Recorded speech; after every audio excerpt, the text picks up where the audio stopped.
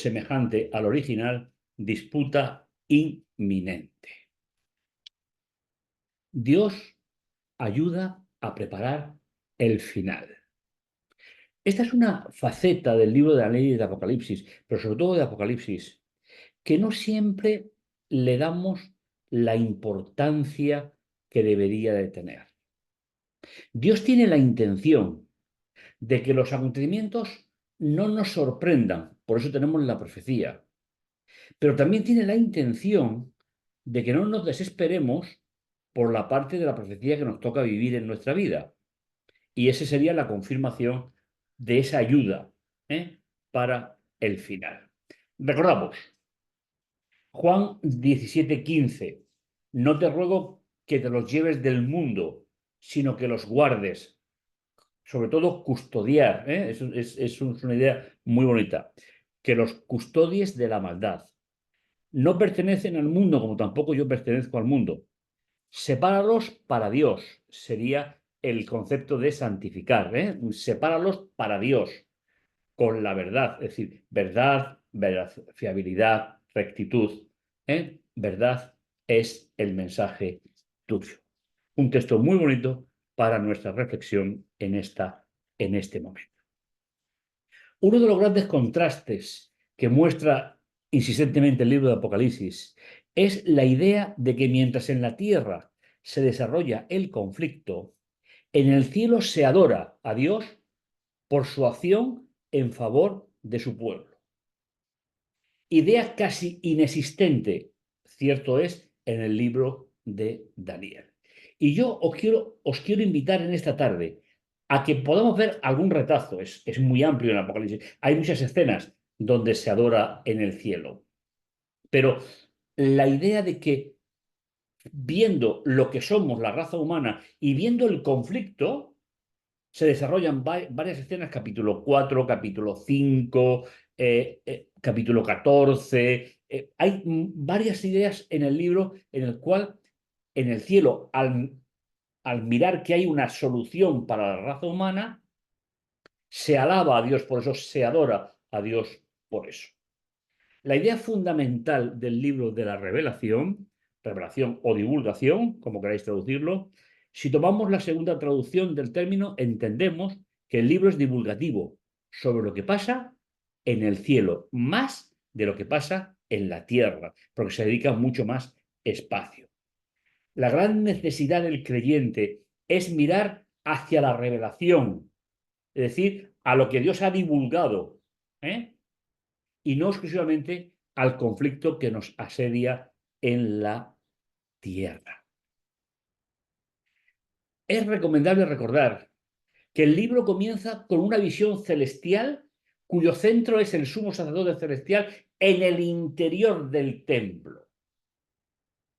Templo de la Nueva Alianza, que en muchos pasajes del resto de la Biblia apostólica se menciona ello, pero sobre todo Hebreos. Recordáis, capítulo 8, lo principal de lo que venimos diciendo es que tenemos un sumo sacerdote que ministra en un santuario no hecho por mano de hombre, es más grande y más perfecto. Esa idea de cómo Dios trata el destino de la humanidad, el destino del ser humano desde las esferas celestiales, es algo que, si me permitís, deberíamos de incorporar a nuestra visión del libro del Apocalipsis. Esa visión, la recordáis, la conocéis. Me volví a ver de quién era la voz que me hablaba y al volverme vi 7 candelabros de oro. En medio de ellos había como un hijo de hombre, expresión tomada del capítulo 7 de Daniel, vestido con una túnica talar, ceñido al detalle, con un cinturón de oro. Veis que lo que está en menos, es decir, lo que está en menos intensidad, son citas que se toman de la primera gran parte de la Biblia, sobre todo del libro de Daniel. Su cabeza y sus cabellos eran blancos como lana blanca, igual que la nieve. Sus ojos se asemejaban a llamas de fuego. Sus pies parecían de metal preciosos acrisolado en el horno. Su voz retumbaba como aguas caudalosas. Tenía en su mano derecha 7 estrellas y de su boca salía una espada aguda de 2 filos. Creo que ya lo hemos comentado en la serie. La espada de dos filos es la de la defensa. La de un solo filo es la de ataque, como lo utilizaba el Imperio Romano, el ejército. Su rostro brillaba como el sol en plena canal. En el libro encontramos escenas de adoración por el anuncio de la salvación de la raza humana. Los 24 ancianos se postran ante el que está sentado en el trono y adoran al que vive por los siglos de los siglos, otra expresión tomada de la primera gran parte de la Biblia. Y arrojan sus coronas delante del trono diciendo, digno eres Señor y Dios nuestro de recibir la gloria, el honor, el poder, porque tú has creado el universo, por tu voluntad existe y fue creado. ¿Qué puede hacer una persona que está pasando por el conflicto que se vive en la Tierra, en las diferentes áreas? ¿Vale? ¿Qué puede hacer si no mira las escenas celestiales del libro de Apocalipsis? ¿En qué se apoya? ¿En qué estructura su día a día? ¿Solo en lo que pasa en la Tierra? Es algo que deberíamos de pensar, porque como hemos dicho hace un instante, en el cielo se adora por la salvación de la raza caída. Hay quien piensa que se adora a Dios cumpliendo los mandamientos, pero esa no es una idea bíblica. La función de la ley es mostrar el pecado, pero no es un medio de adoración. La adoración es exclusiva para Dios, quien nos redime de la acusación de ser pecadores a través de la pedagogía de la ley. Fijaos un texto de Gálatas que nos ayuda a comprender un poco esta cosmovisión. Es decir, no podemos mover el factor pedagógico de la ley para indicar el pecado, pero adorar solamente se puede adorar a Dios. De manera que la ley fue nuestro pedagogo. ¿eh? Ahora vamos a ver un poquito qué significa ese término. Lo tenéis en la última parte. Asistente esclavo, custodio, guía, literal, líder de los niños, cuyo deber era supervisar la conducta de los niños de la familia a la que pertenecía y llevarlos y traerlos de la escuela. Eso es lo que significa el término que se traduce por pedagogo y que resume de manera exquisita,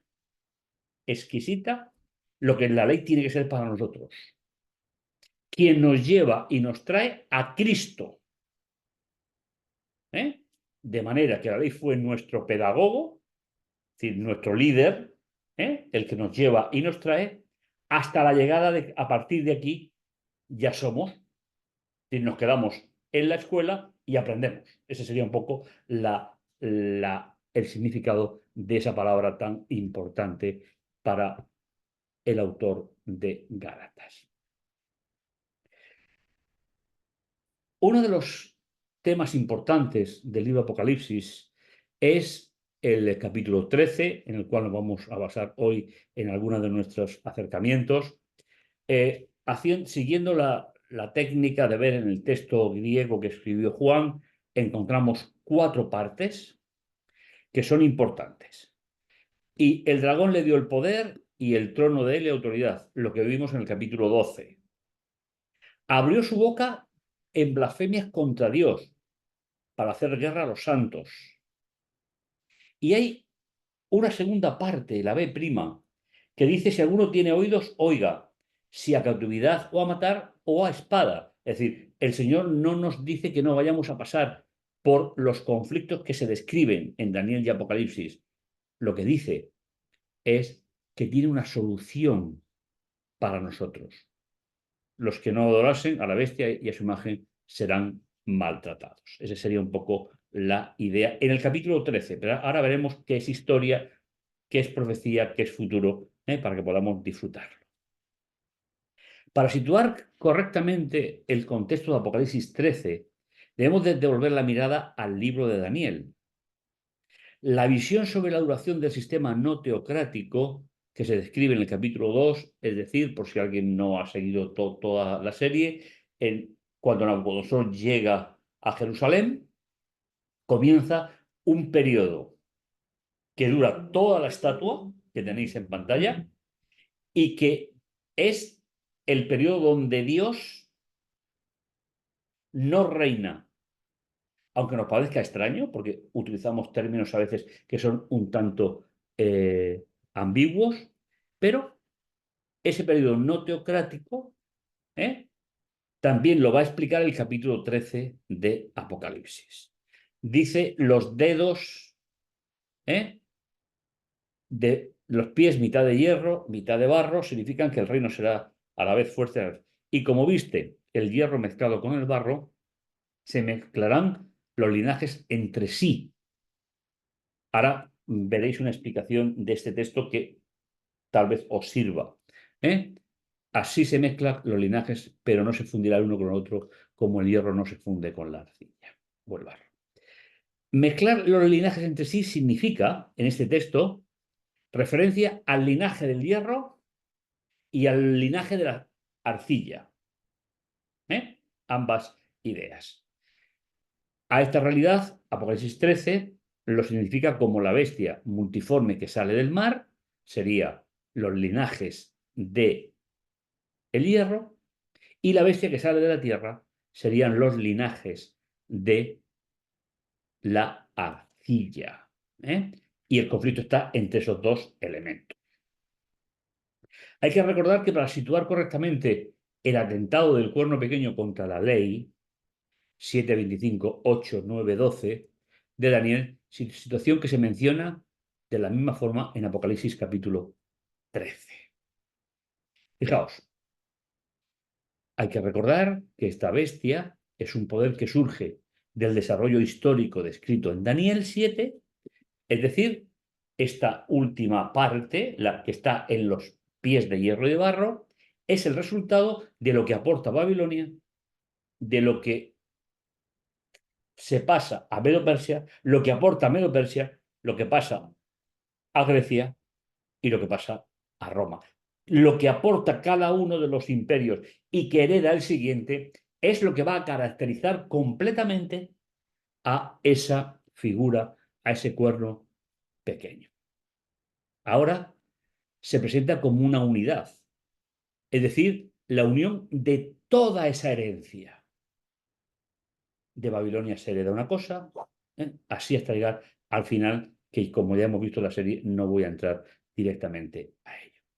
Y fijaos cómo Daniel 8, que ya vimos que es la respuesta a qué significa la ley en el libro de Daniel, hace lo mismo en Apocalipsis capítulo 13, versículos 6 y 7.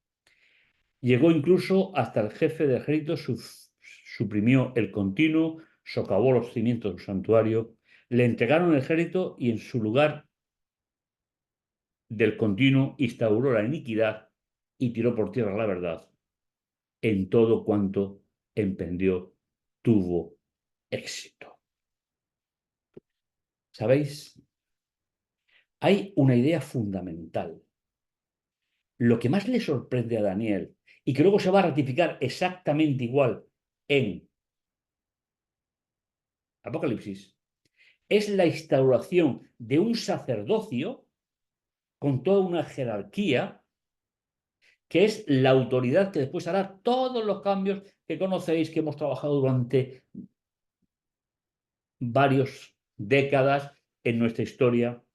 Es decir, el principio de Daniel es la autoridad. Es un sacerdocio falso, al estilo del sacerdocio babilónico, con el cual convivió Daniel. Ahora, en la época de los pies de hierro y de barro, conviven los que son los descendientes de la fidelidad de Daniel. Ella abrió entonces su boca para blasfemar contra Dios, contra su nombre, el de su santuario o templo y a los que moran en el cielo. Y se le permitió hacer guerra a los santos y vencerlos, y se le concedió poderío sobre toda raza, pueblo, nación y lengua. Veis que la similitud es extremadamente significativa. La otra, estamos en el capítulo 13, otra diferente, aunque con el mismo sentido, de la misma naturaleza, está haciendo mención de la arcilla. Ejerce todo el poderío de la primera al servicio de esta y hace que la tierra y sus habitantes adoren. Y fijaos, se puede traducir por adorar, rendir pleitesía, rendir reverencia o buscar amparo. Esto es importante, con lo cual nos da el sentido en ambas direcciones. Es decir, si adorar significa también recibir amparo de parte de Dios, ¿qué es lo contrario? Recibir amparo de los poderes del mal. Y ahí tenemos, ¿eh? Este texto dice que manteniendo su propia identidad y naturaleza, su función de representación de la primera, pero no se unirá completamente con ella. Luego hay un tercer elemento en discordia, que sigue la estela de la segunda, pero no es ella.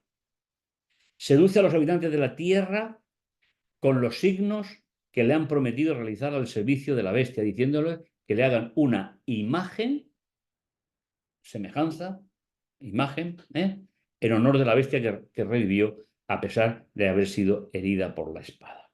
Con lo cual, este mensaje siempre después de 1798, por los 3 tiempos y medio de la persecución.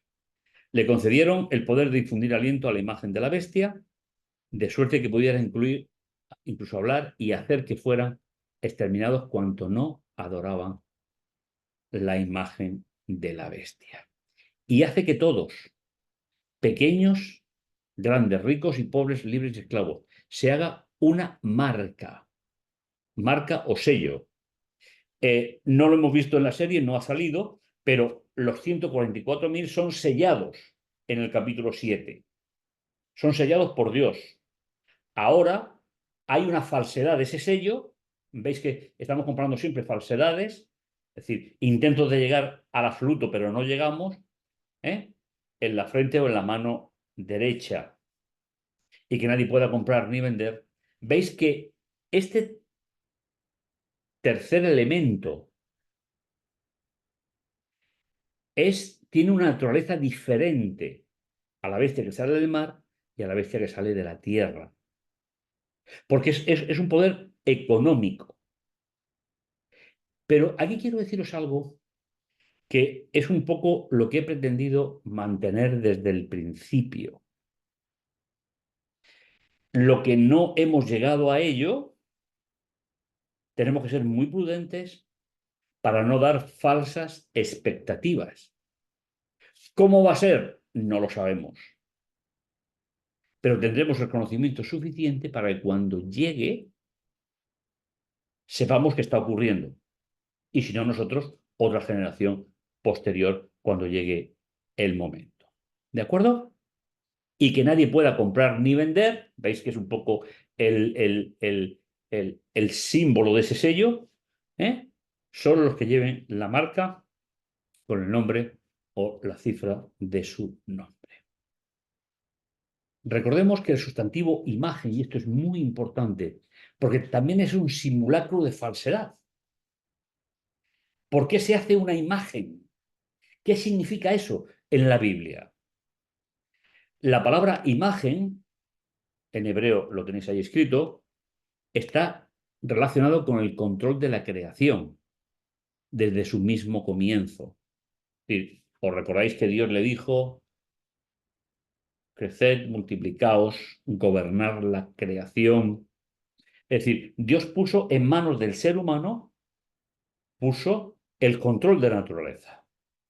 Por eso, cuando el ser humano se desvía de Dios, la naturaleza se ve afectada. En segundo lugar, recordemos que en Daniel 2 se muestra una imagen, veis que aparece el mismo término sobreimpresado en la pantalla, que recibe el control de la creación. Dice: este era el sueño, ahora explicaremos al rey su sentido. Tu majestad, rey de reyes, a quien el Dios de los cielos ha concedido reino, poder, dominio y la gloria, a quien ha dado poder sobre los hombres, donde quiera que viven, sobre las fieras, sobre las aves, para que reine sobre ellos. Tú eres esa cabeza. Esa idea, primero, En la creación se le da a la primera pareja humana. En el periodo de Daniel y Apocalipsis se le da a los imperios y a los sucesores de los imperios, ¿eh? Tras el declive de la bestia que sale del mar, por la herida casi mortal, porque no fue mortal, se vuelve a plantear el control renovado de la creación. Porque Apocalipsis 13:3 dice, y le dieron autoridad sobre toda raza, pueblo, nación, lengua. Vuelve el control sobre la creación.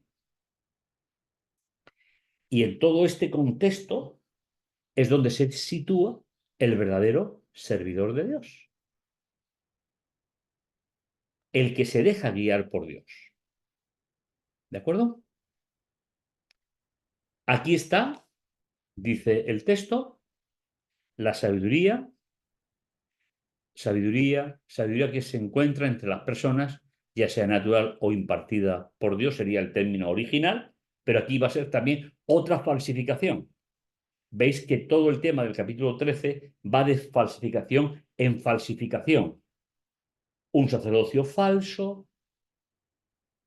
un concepto de sabiduría falsa, ¿eh?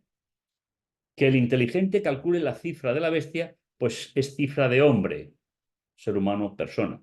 Su número es 666. Y aquí tengo que deciros lo mismo. Está en el futuro, porque todavía no se ha creado ese poder económico que va a ser la mano derecha del conflicto. Por lo tanto, hay que ser muy prudente porque no sabemos exactamente qué es lo que significa. Solo sabemos una cosa. Fijaos, el término griego, ¿vale?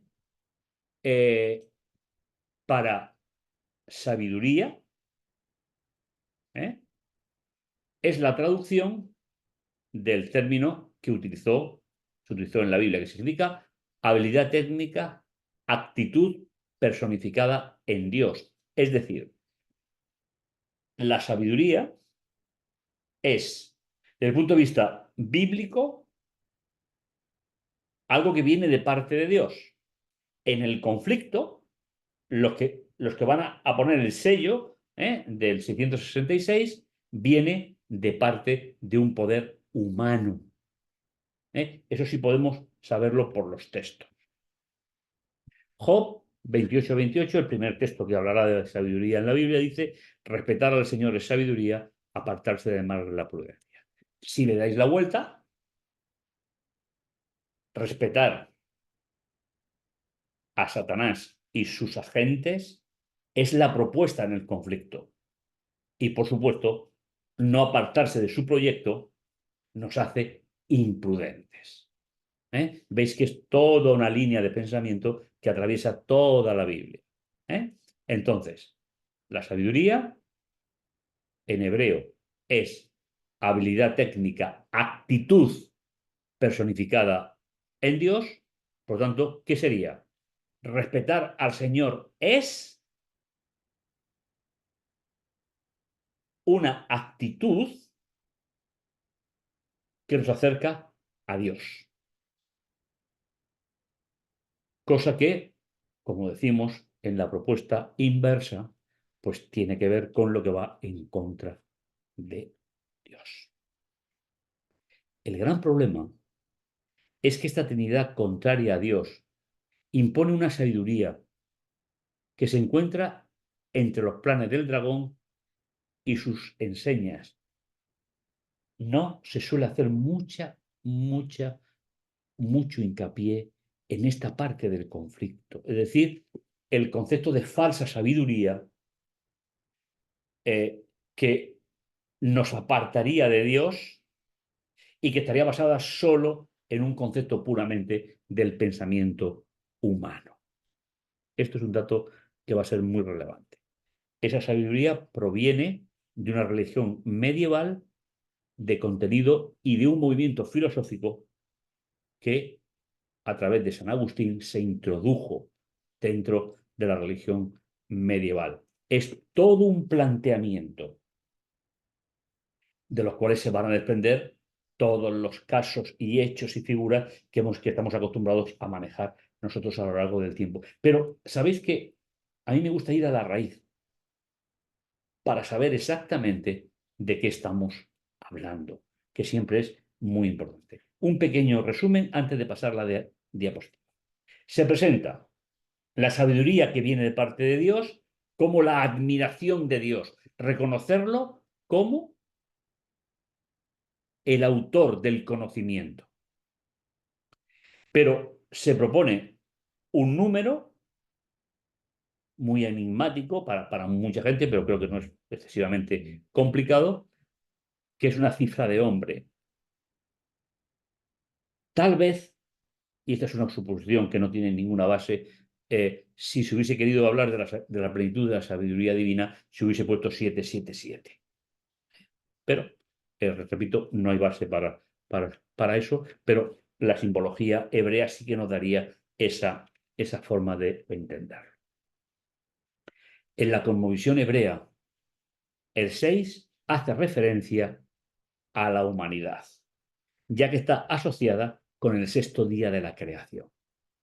Con lo cual, al decirnos que es un número de hombre y poner 666, pues sería un número que no llega a la plenitud porque la creación se terminó en el séptimo día, no en el sexto. Pero el ser humano sí se creó en el sexto día.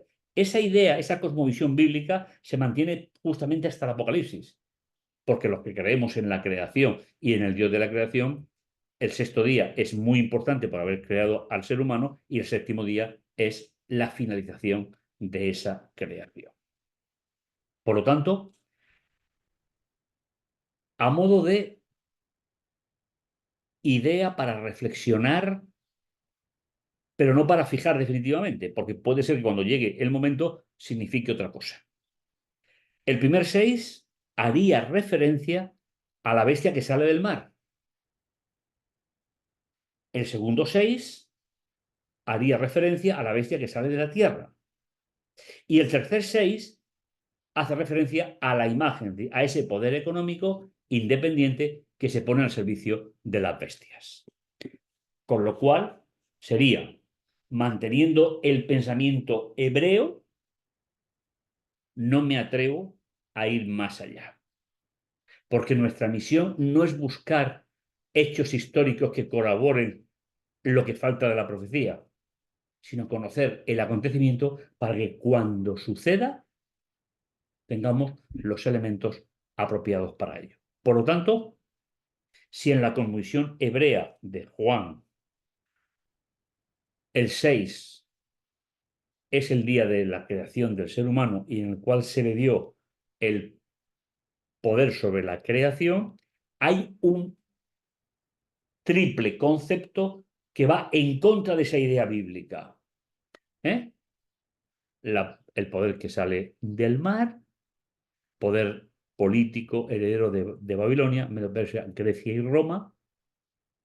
El segundo 6 haría referencia a la bestia que sale de la tierra, la arcilla, concepto filosófico basado en el pensamiento humano que salió de la Revolución Francesa a partir de 1798. Y el tercero hace referencia a esa imagen que será, como hemos dicho ya en dos ocasiones, un poder político que será el encargado de marcar y de sellar. Y es aquí donde tenemos que aprender qué dice la Biblia, cuáles son los elementos fundamentales que nos van a permitir convertirlo en señal para que cuando llegue sepamos que Dios ya nos ayudó a comprender, ¿eh? A comprender el tema que nos ocupa. El lector imaginario del siglo XXI, tú y yo, atento a este capítulo del Apocalipsis y sus relaciones con el libro de Daniel, debe de responder inequívocamente a tres preguntas. Nosotros. Ellos, los destinatarios, no, las siete iglesias del Apocalipsis no necesitaban plantearse esto, porque para ellos todo el libro de Apocalipsis era profecía. Primero, ¿qué parte de la profecía se ha convertido en historia para nosotros? Nosotros llegamos hasta la herida y hasta el nacimiento del concepto filosófico, y de ahí surge una nueva cosmovisión, ¿eh? Donde los tres poderes van a jugar de una manera determinada. Eso ya lo hemos visto en la historia. Eso ya podemos ponerle fecha. ¿Qué parte de la profecía nos introduce como protagonistas? Vivimos en la respuesta de la primera pregunta, pero esperamos el surgimiento, que sería la tercera parte. Es decir, que queda como profecía con un cumplimiento cierto para su tiempo. Nosotros vivimos como presente en el resurgir de la iglesia medieval y el ataque constante del movimiento filosófico. Seguimos en ese periodo. Siguen con su acción. Falso sacerdocio, falso profetismo, etcétera, etcétera. Pero tenemos que ver con la seguridad de que va a llegar, aunque no sabemos cuándo, porque ya sabéis que después de 1844 ya no hay profecía bíblica, sino que vivimos en el tiempo de Dios, y no hay tiempo profético. ¿Qué queda? Queda el surgimiento, me refiero desde el punto de vista del capítulo 13 de Apocalipsis, el surgimiento del poder político, perdón, del poder económico, que pondrá el sello y pedirá que todo el mundo adore a la obra del dragón, de la bestia que sale del mar y de la bestia que sale de la tierra, que ya hemos identificado, porque eso queda respondido en la primera pregunta. ¿Qué es lo que se ha convertido en historia para nosotros? Con lo cual, en la sección que hemos visto en el tema de hoy, ¿qué nos queda? Surgimiento de ese poder económico y poner en funcionamiento la marca, identificada por 3 veces el número incompleto, que es el 6, que representa a la humanidad. Eso está en el futuro. La idea fundamental es, lo conocemos, sabemos lo que va a pasar, pero mientras tanto, en el cielo se sigue adorando por la salvación de la humanidad, por la salvación del pueblo de Dios, donde tú estás llamado a formar parte de ese momento final de la historia. Creo que es importante que podamos reflexionar. La respuesta a estas preguntas es para ti y para mí lo más importante de todo el libro del Apocalipsis. Esas 3 preguntas. Y creo que tenemos elementos para poder contestarlas de una manera coherente. ¿Qué es lo que se ha cumplido? ¿Qué es lo que es mi parte de la historia donde yo entro como parte de esa profecía? ¿Y qué es lo que falta por cumplir? Que lo podemos vivir nosotros o generaciones posteriores, según el conocimiento que Dios tiene de todo ese tiempo que Él domina y no el ser humano.